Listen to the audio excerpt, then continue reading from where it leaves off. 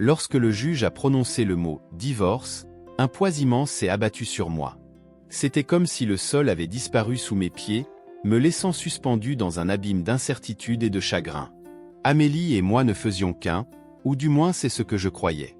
Maintenant, alors que j'organisais mes affaires à la maison, l'écho du passé semblait me suivre, murmurant des souvenirs de moments heureux qui devenaient des ombres dans mon esprit.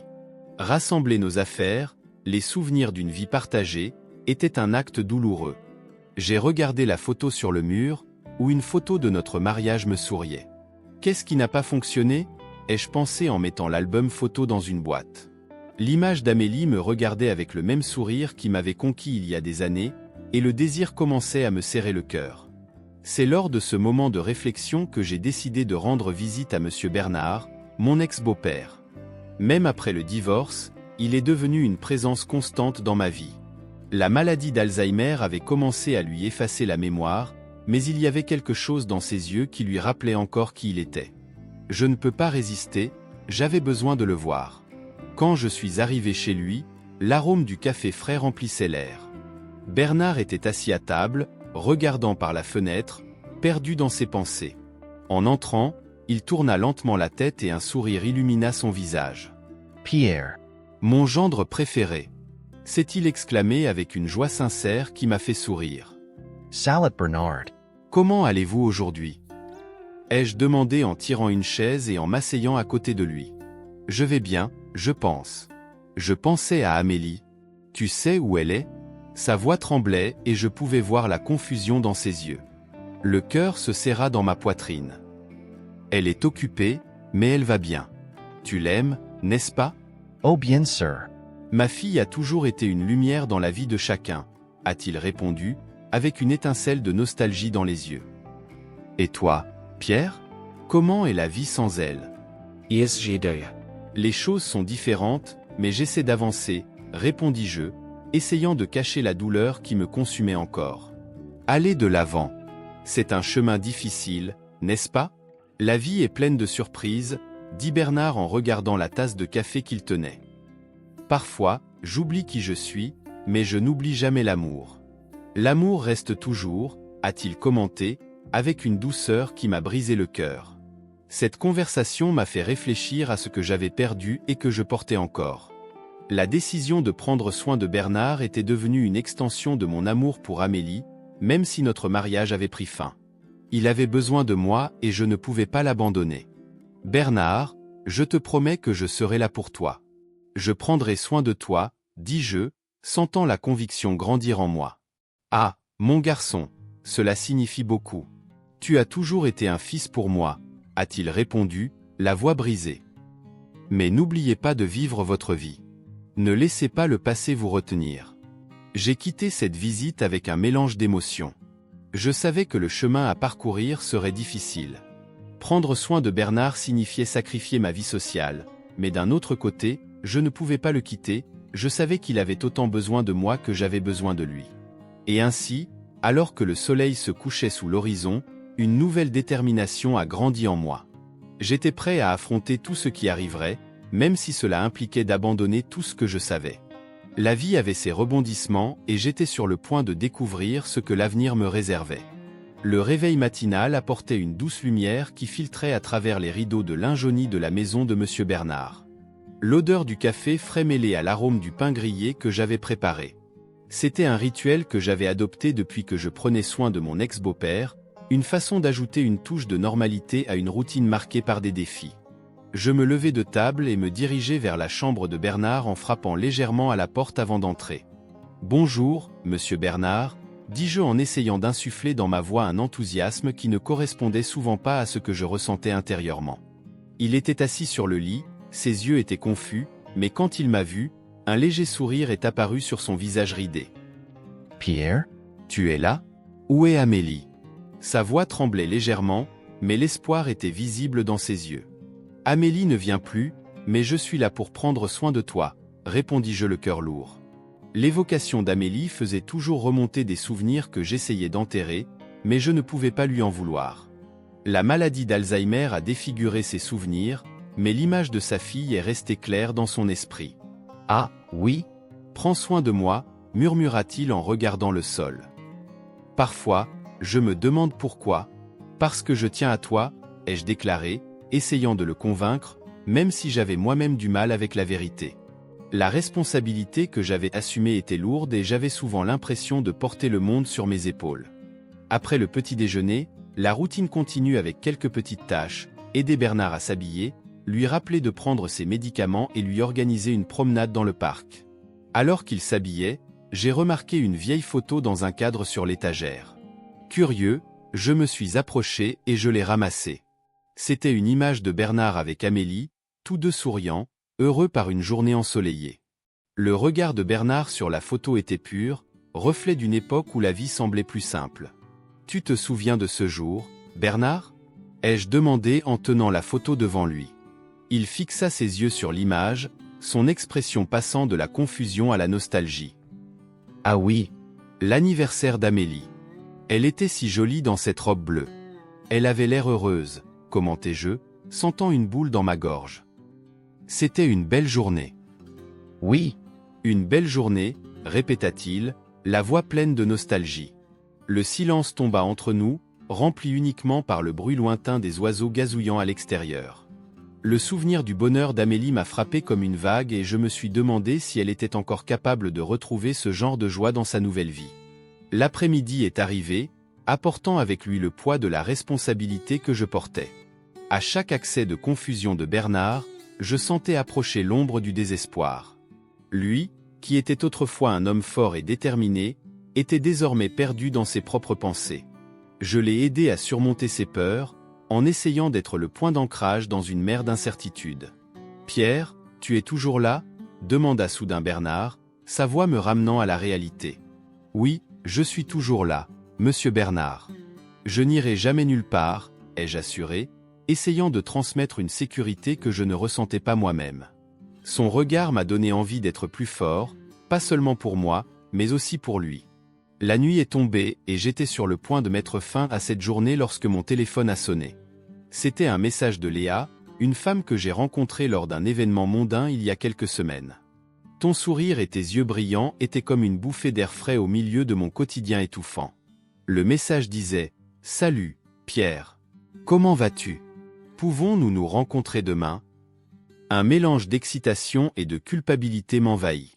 Je m'étais engagé à prendre soin de Bernard, mais en même temps, l'idée d'un nouveau départ, d'un amour qui pourrait émerger, était quelque chose que je n'osais pas écarter. « Bien sûr, Léa. J'ai hâte de vous voir, » répondis-je, sentant une petite flamme d'espoir s'allumer en moi. « Excellent. » « Quelle heure ?» Elle a répondu et la conversation s'est déroulée comme s'il n'y avait pas un monde compliqué autour de nous. Après le dernier contact, j'ai posé le téléphone et me suis tourné vers Bernard, qui dormait déjà paisiblement dans son fauteuil. J'ai regardé le vieil homme et je me suis demandé s'il pouvait comprendre le tourbillon d'émotions que je ressentais. S'il le pouvait, que dirait-il? « La vie continue, Pierre. Toi aussi tu mérites d'être heureux, c'est peut-être ce qu'il me dirait. » J'ai fermé les yeux, espérant que la responsabilité que je portais ne m'empêcherait pas de rechercher le bonheur. L'avenir était encore incertain, mais j'avais besoin de croire que, d'une manière ou d'une autre, je pourrais équilibrer l'amour que j'éprouvais pour Bernard et l'espoir qui naissait avec Léa. Le soleil commençait à se coucher quand j'ai décidé qu'il était temps de sortir avec Léa. Une lumière dorée filtrait par la fenêtre du salon, illuminant le visage de monsieur Bernard, assis dans son fauteuil préféré, absorbé dans ses pensées. Je me suis approché de lui, essayant de capturer l'essence du moment, comme s'il pouvait me donner quelques conseils sur ce que j'allais faire. « Salad, Bernard. » « Comment vous sentez-vous aujourd'hui » ai-je demandé en tirant une chaise à côté de lui. Il m'a regardé avec un sourire tendre, mais je n'arrivais pas à lire ses expressions comme avant. La confusion dans ses yeux était plus fréquente maintenant. « Pierre, où est Amélie » Il posait toujours des questions sur elle, et chaque fois que cela arrivait, une vague de nostalgie et de douleur envahissait ma poitrine. « Amélie ne peut pas venir aujourd'hui, mais je vais m'amuser, d'accord ? Je sors avec un ami. »« Ami ?» murmura-t-il, comme s'il essayait de se souvenir du sens du mot. Je savais qu'il ne comprendrait peut-être pas, mais la vérité était que, même au milieu de cette confusion, j'avais besoin de moments de légèreté. Quand je suis arrivé au café où Léa m'attendait, Mon cœur battait à tout rompre. Elle était assise à table, un verre de vin à la main, et quand elle m'a vu, elle a souri comme si j'étais la seule personne qui comptait à ce moment-là. « Salut Pierre. Tu es Beno. » Ses yeux brillaient et je ne pouvais m'empêcher de me sentir plus léger. La conversation s'est déroulée naturellement, comme si nous étions amis de longue date. Nous avons ri, partagé des histoires, et pendant quelques instants, j'ai oublié la responsabilité qui m'attendait à la maison. « Et qu'est-ce que tu as fait ?» demanda-t-elle en se penchant en avant, intéressée. « Ah, tu sais, je m'occupe de mon ex-beau-père. C'est une routine, compliquée par moments, mais j'ai essayé de trouver un équilibre. » Elle a exprimé sa compréhension et sa compassion. « Ça doit être difficile, non ? » Alzheimer. C'est un défi, ai-je accepté, me souvenant des crises dans lesquelles Bernard semblait perdu dans ses propres pensées. Mais il y a aussi ses bons moments. C'est toujours une personne incroyable, même avec ses souvenirs fragmentés. Léa sourit et leva son verre. À cela, je porte un toast. Aux bons souvenirs et au futur, n'est-ce pas ? En trinquant, je me suis demandé si j'étais juste envers Bernard et Léa. Était-ce bien pour moi de commencer un nouveau chapitre tout en prenant soin de quelqu'un qui avait été si important pour moi ? Mais la joie qu'apportait Léa était indéniable, et j'en avais besoin. Cette nuit-là, quand je suis rentré chez moi, le silence dans la maison était presque palpable. Je suis allé directement dans la chambre de Bernard. Il dormait, respirant doucement et paisiblement. En l'écoutant, une idée m'est venue, et si vous lui présentiez Léa ? Une partie de moi était hésitante, mais une autre partie avait l'impression que cela pourrait apporter plus de lumière dans la vie du vieil homme. Le lendemain matin, alors que je préparais le café, j'ai repéré un cahier poussiéreux sur l'étagère.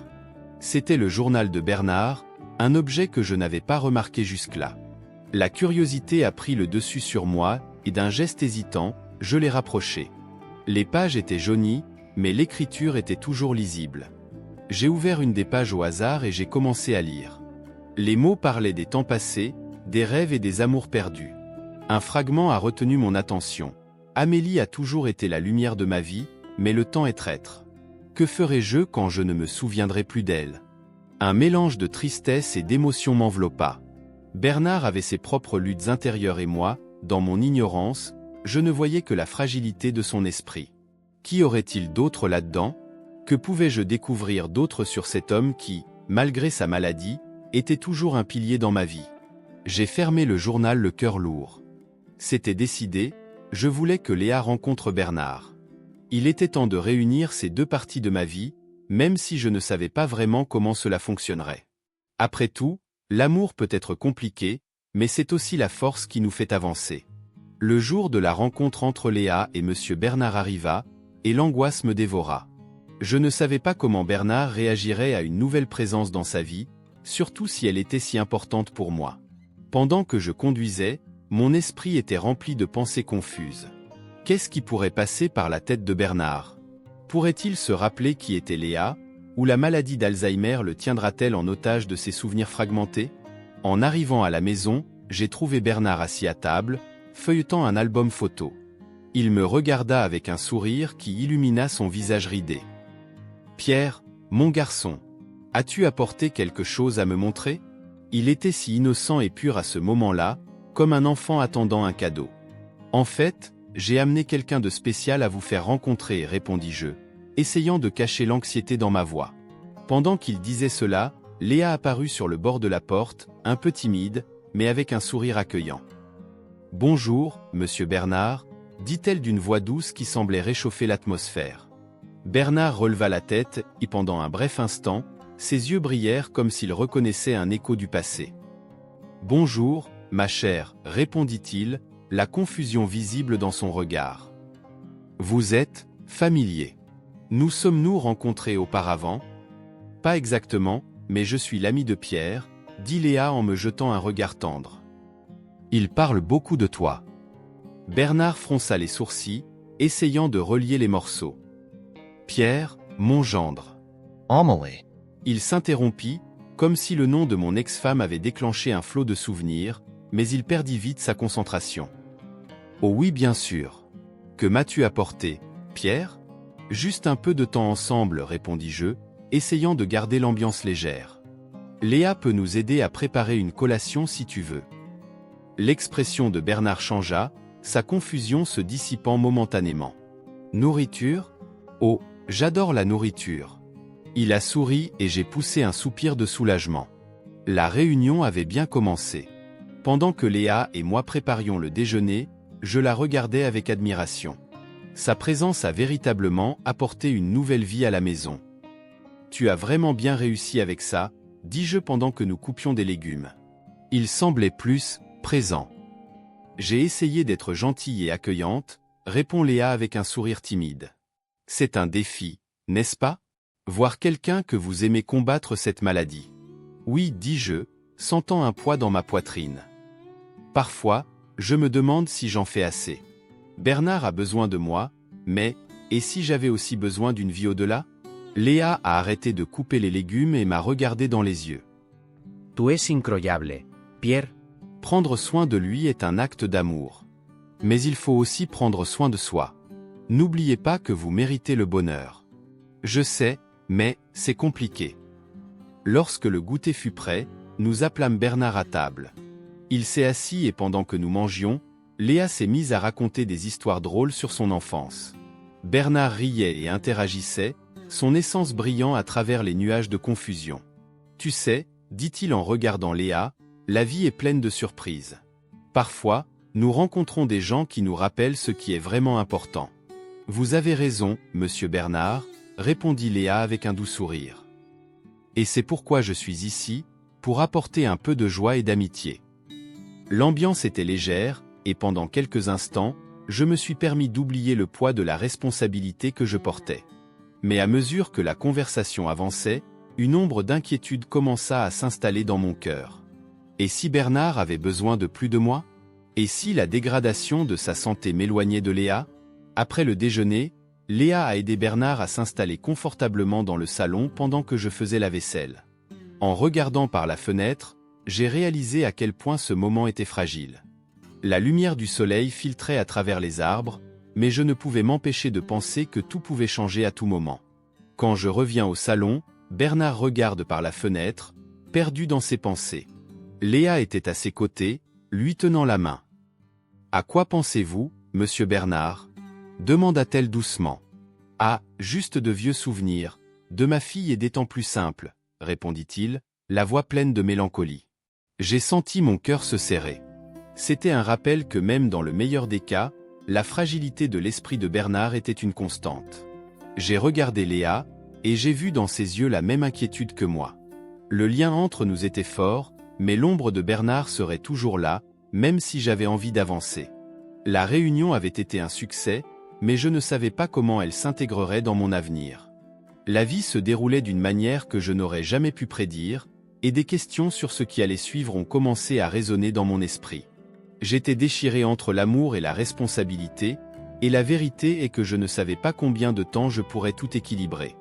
L'atmosphère dans la petite pièce où il s'occupait de monsieur Bernard semblait plus lourde que d'habitude. Le soleil passait par la fenêtre, mais la lumière ne parvenait pas à dissiper l'ombre qui planait sur mon cœur. Léa avait remarqué que Bernard se détériorait plus vite, ce qui la mettait mal à l'aise. Elle avait toujours été sensible, une qualité que j'admirais, mais maintenant j'avais l'impression que la pression sur nous deux augmentait chaque jour. Léa était assise à côté de moi et regardait Bernard, absorbé dans ses pensées, regardé par la fenêtre. Je savais qu'il y avait des moments où il se souvenait encore de certaines choses, mais la plupart du temps, il oscillait entre la réalité et un monde qu'il était le seul à connaître. « Pierre, dit doucement Léa, il a besoin de plus d'aide que vous ne pouvez en fournir seul. » Son ton était inquiet et je sentais qu'elle avait raison, mais l'idée de renoncer à une quelconque partie de mes soins pour Bernard m'affligeait. « Et que proposez-vous? Le mettre en institution? Il ne mérite pas ça, répondis-je, essayant de cacher la frustration dans ma voix. Le regard de Léa s'adoucit et elle me toucha la main, un geste qui me calma un peu. « Je ne veux pas que tu te sentes dépassé, Pierre. Je ne suis pas seulement ta petite amie, je suis ta partenaire. Nous pouvons trouver un moyen de résoudre ce problème ensemble, » a-t-elle déclaré en me regardant dans les yeux avec une telle intensité que je ne pouvais pas détourner le regard. Mais la vérité était que je ne savais pas si je pouvais partager cette partie de ma vie avec elle. La responsabilité que je ressentais à l'égard de Bernard était presque comme un poids sur mes épaules. J'apprécie ça, Léa, mais... J'ai hésité, tu ne sais pas ce que c'est. Voir quelqu'un qu'on aime se perdre jour après jour. C'est une fuite émotionnelle que je ne peux pas partager. La frustration dans ma voix s'est transformée en un murmure douloureux. Elle inspira profondément, comme si elle se préparait à quelque chose d'important. Pierre, je dois te dire quelque chose. Quelque chose qui pourrait tout changer entre nous. Le ton de sa voix m'a rendu alerte. L'idée de secret tacite me met toujours sur les nerfs. J'étais ami avec Amélie, et je sais des choses sur le passé que vous ne savez peut-être pas. Mon cœur s'emballa. Que veux-tu dire par là? Que sais-tu d'Amélie? Ai-je demandé, l'anxiété grandissant. Je sais que Bernard a des secrets. Secrets impliquant sa famille et celle d'Amélie.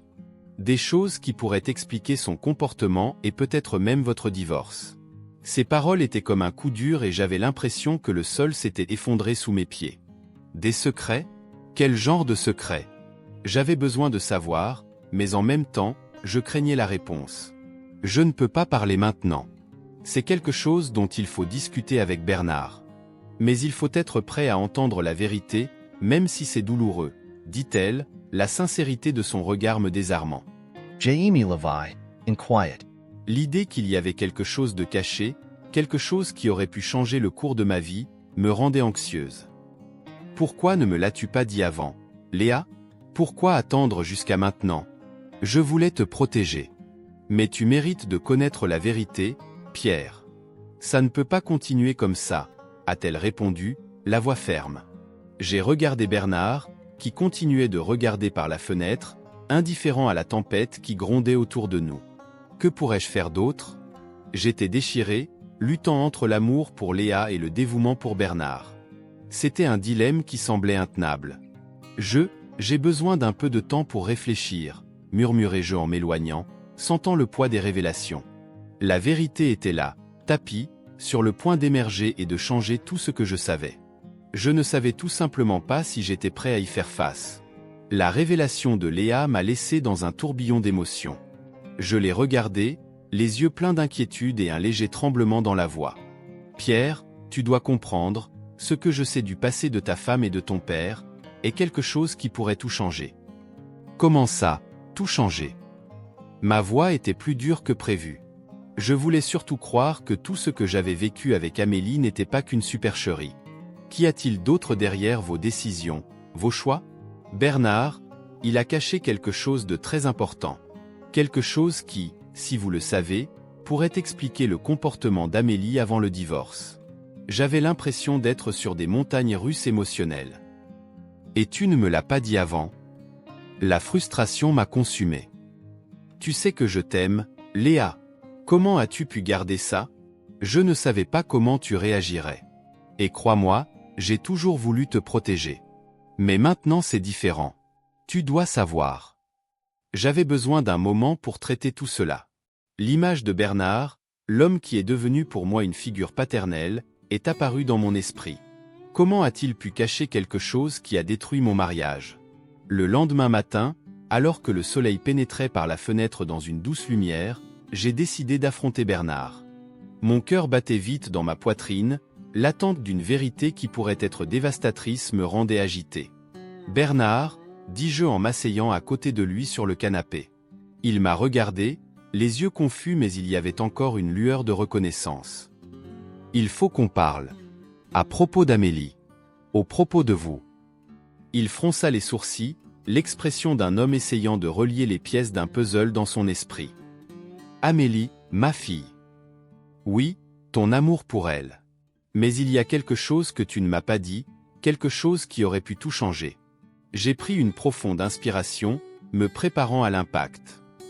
Léa, elle a dit que tu connaissais un secret.